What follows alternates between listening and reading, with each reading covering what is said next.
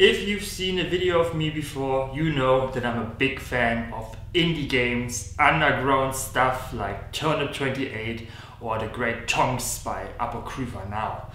But as many of you, I suppose, I got my start in the miniature wargaming hobby with the games of the mighty Games Workshop, the big industry juggernaut.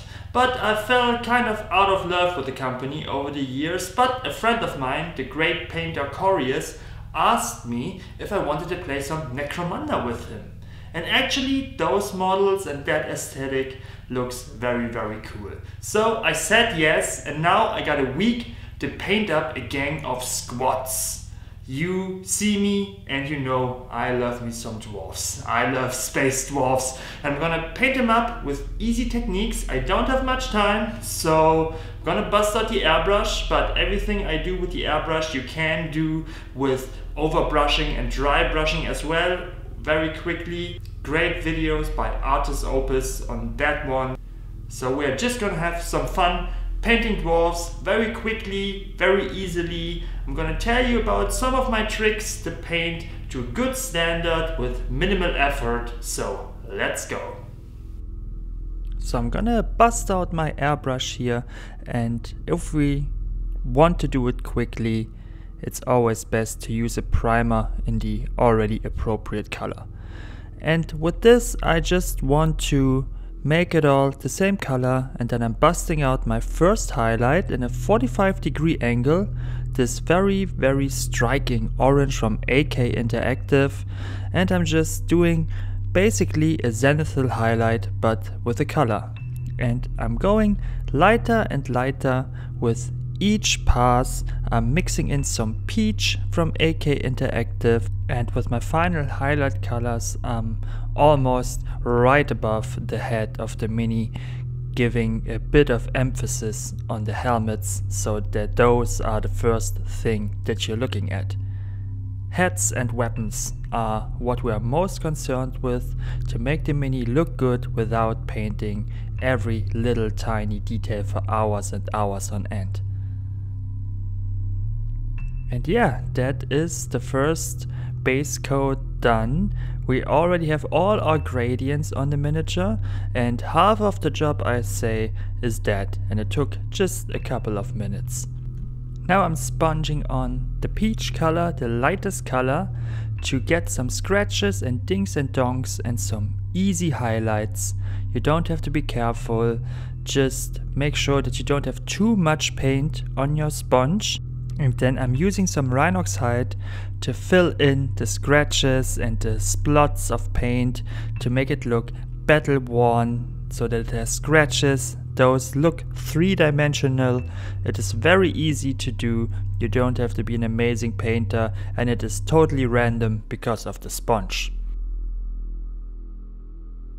And now that the most part of our miniature is done, we just have to do some base coating. So I'm painting the gloves with some brown tones. I think I used AK Interactive for that too. And then I'm gonna already give them one quick highlight, just mixing in a sand color to my base color, and do some very, very quick, well, yeah, they are edge highlights, but you don't have to be too precise.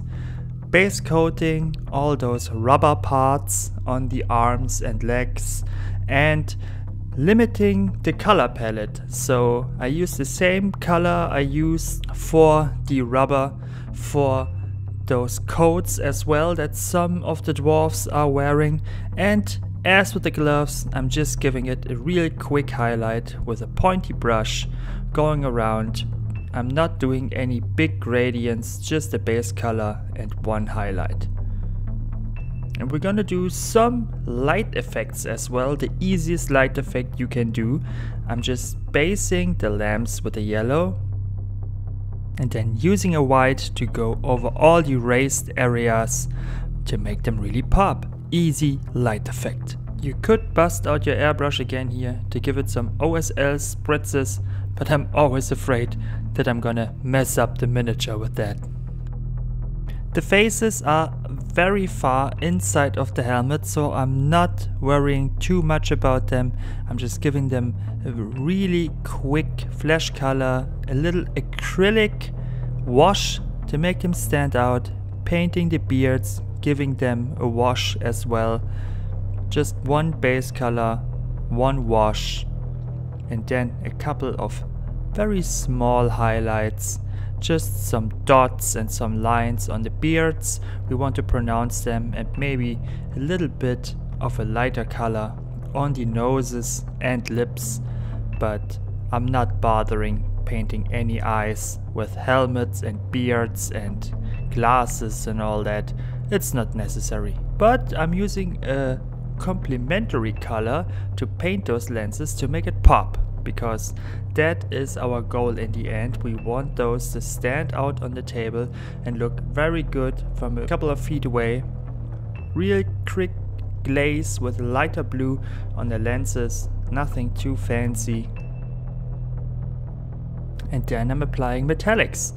Of course, like always, I'm using Vallejo metal colors.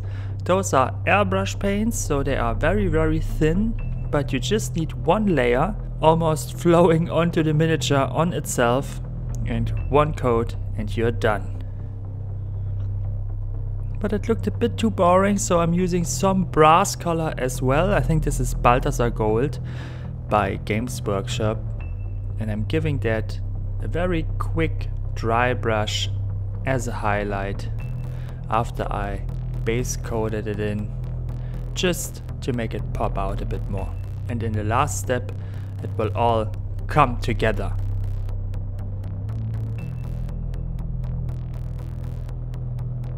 I wanted the weapons to be a bit darker, so I'm using the trusty Nuln oil, just splotching it on. And I think these dwarfs take good care of their weapons, so I didn't use any rust or dirt on them.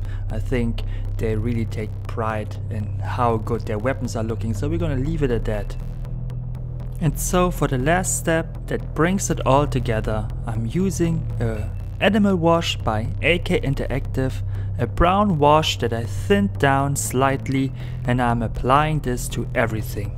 This just ties the mini together, it gives it some depth, and it is very easy to apply. Since it is thinned down, it's not caked on, I don't have to get rid of most of it. I'm just gonna get rid of it in the most raised areas with a little cotton bud, and in some places I didn't even do that. The wash was enough. Looked a bit oily, but that is to be expected.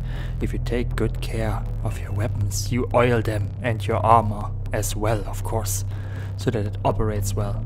This is so easy and fun, and I suggest you try out animal washes for yourself if you have never done so, and I believe you will stop using most acrylic washes.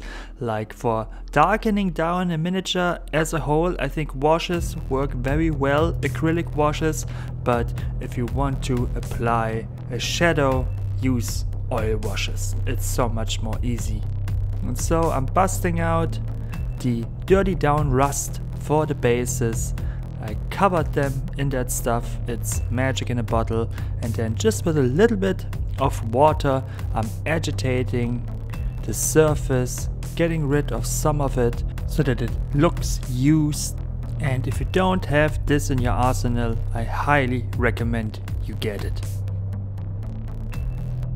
And then I'm applying some dirt pigments, just a bit of brown and a bit of rust in selected areas to make it look, well, yeah, old, worn, used, and they really pop out from those dirty bases in their striking orange armor. Ready to mine and do some business. I really enjoyed this whole painting process.